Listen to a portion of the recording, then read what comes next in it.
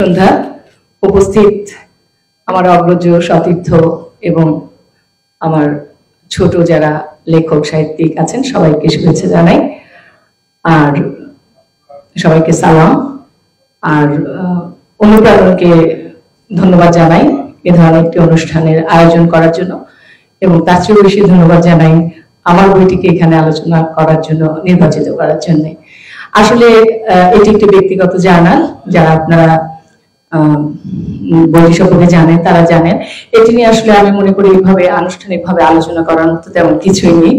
আর আমি যেমন খুব বিখ্যাত কেউ নই, নামি দামি কেউ নই, অতএব আমার জার্নালটি নিয়ে আসলে কি বলবো, কিন্তু যদি আপনারা বইটি পড়েন তাহলে হয়তো একজন নারীর কি বলবো জীবন যুদ্ধের ধাপগুলো হয়তো আপনারা বুঝতে পারবেন।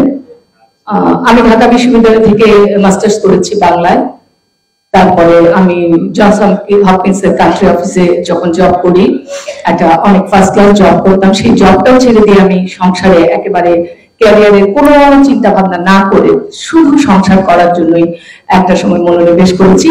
এবং তারপরে এই সমাজে পুরুষতন্ত্র, সামাজিক রাষ্ট্রীয় কাঠামো, নারীর উপর নির্যাতন, একজন সর্বোচ্চ বিদ্যাপীঠ থেকে সর্বোচ্চ ডিগ্রিধারী একটি সক্ষম কাজ মানে পরিশ্রমী একজন নারীর উপর এই সমাজ কিভাবে মানে কি বলবো সমাজ কিভাবে তাকে নিগৃহীত করতে পারে তার প্রতিটি পদ আমার জানা এবং সাংসারিক জীবনে আমি সেটা দেখেছি।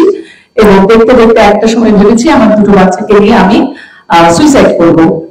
ওই ঠিক এইরকম অবস্থায় যখন আমি ভাবছি জলের মধ্যে বিষ খুঁড়িয়ে কিভাবে আমার বাচ্চাদের আগে খাওয়াবো, তারপরে আমি খাবো, তারপরে আমার এই জীবন শেষ করবো। এবং তখন এইভাবে আমি কল্পনা করতাম যে আমার বাচ্চাদের আগে খাওয়াবো, কিন্তু ওরা যখন আমার সামনে মরবে, কিন্তু তারপর বাই চান্স যদি আমি বেঁচে যাই, যদি পালন হয়ে যায় বা সুস্থ থাকি, আবার দ্বিতীয়বার যদি আমি মরতে না পারি, তখন ওই জীবনকে আমি কিভাবে যাপন করব। আমি কখনো কোনো অবস্থাতেই যখন আমি বেঁচে থাকার কোনো ধরনের অবলম্বন পাচ্ছিলাম না, সাংসারিক, সামাজিক, অর্থনৈতিক এবং নারীর উপর পুরুষের নির্যাতনের, শারীরিক এবং মানসিক সব ধরনের নির্যাতনের মাঝখানে থেকে হঠাৎ একদিন আমার মনে হলো মধ্যরাতে বসে যে আমি একটু লিখতে বসবো। এই গল্পটা অনেক আগে লিখতাম, কখনো কোনোদিন কল্পনা করিনি যে আমি একজন লেখক হব। লেখক দিয়ে কোনো উচ্চাকাঙ্ক্ষা কিছু আমার কোনোদিন ছিল না। আমি জাস্ট বাঁচার তাগিদে আমি যখন একদিন ভাবলাম যে আমি তো লিখতে পারতাম, মধ্যরাতে একদিন লিখতে বসি। এই বইটা শুরু হচ্ছে সেখান থেকেই, যখন মধ্যরাতে লিখতে বসি এবং এই বই লিখতে লিখতে আমি সংসার থেকে দুই বাচ্চাকে নিয়ে বের হয়ে আসি। তো এই বইটা লিখতে শুরু করার পর থেকে আমি একটা শক্তি পেতে শুরু করলাম। মনে হলো যে না, আমি কিছু পারি, আমি কিছু লিখতে পারছি। এই থেকে আমার একটা শক্তি তৈরি হলো। আমি আস্তে আস্তে ওই আত্মহত্যার জায়গাটা থেকে নিজেকে আস্তে আস্তে কাউন্সিলিং করতে করতে আমি বেরিয়ে আসতে পারি। এবং একটা সময় আমি দেখি এই লেখাটাই হচ্ছে আমার বেঁচে থাকার একমাত্র শক্তি, যখন চারপাশের সমস্ত কিছু আমার বিরুদ্ধ।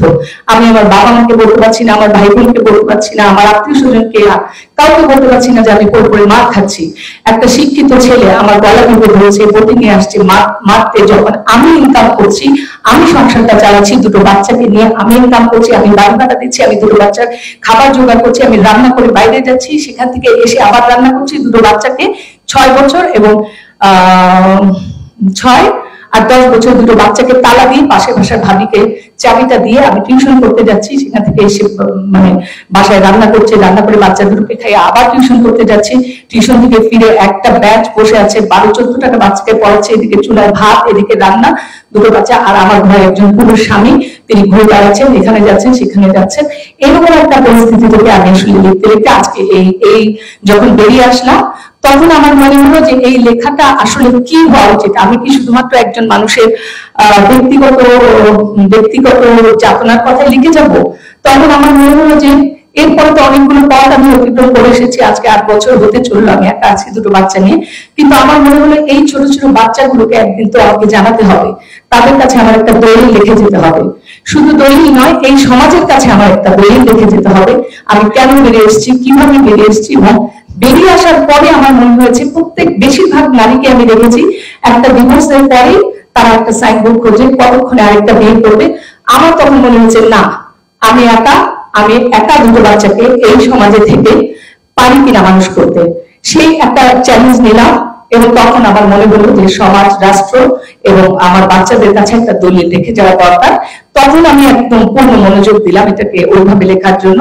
এবং তখন থেকে আমার এখানে আমার সমসাময়িক জীবনযাপন, ঢাকা বিশ্ববিদ্যালয়ের জীবন থেকে শুরু করে আরো অনেক অনেক কাহিনী এসছে। এটা হচ্ছে ঢাকা বিশ্ববিদ্যালয় থেকে আমি যখন বেরিয়ে যাই তখনকার আমার ব্যক্তিগত প্রেম থেকে শুরু করে, প্রথম চুম্বন থেকে শুরু করে আপনারা সবকিছুই পাবেন। এবং পরবর্তীতে আরো 3টি খণ্ডের মধ্যে আমি একেবারে আমার সংসার থেকে বেরিয়ে আসা পর্যন্ত যাবতীয় সত্যগুলো লিখে যাব। এবং লিখতে বসে এই বইটি লিখতে বসে আমি একটা ঘরের মধ্যে যখন ঢুকে গেছি, আমার কাছে এখন মনে হয় যে আমাকে দেখে লিখে নিচ্ছে। রবীন্দ্রনাথ যেমন বলতেন না যে জীবন দেবতা আমাকে দিয়ে লিখে নিচ্ছে। এখানে মানে আরোপিত কোনো অসত্য নেই, যতটুকু লিখেছি একেবারে জীবনের জটিল, কঠিন এবং কিছু ছোটবেলার কিছু সুন্দর সুন্দর সত্য আছে। অনেকটা সময় নিয়েছিলাম, ইচ্ছে ছিল না এত কথা বলবো, যেহেতু আমার অগ্রজ সাহিত্যিক বইটা নিয়ে কথা বলবেন। তবে একটু যারা পড়েননি, কখনো জানেন না, একটু ধারণা দেওয়ার জন্য সবাইকে অসংখ্য ধন্যবাদ।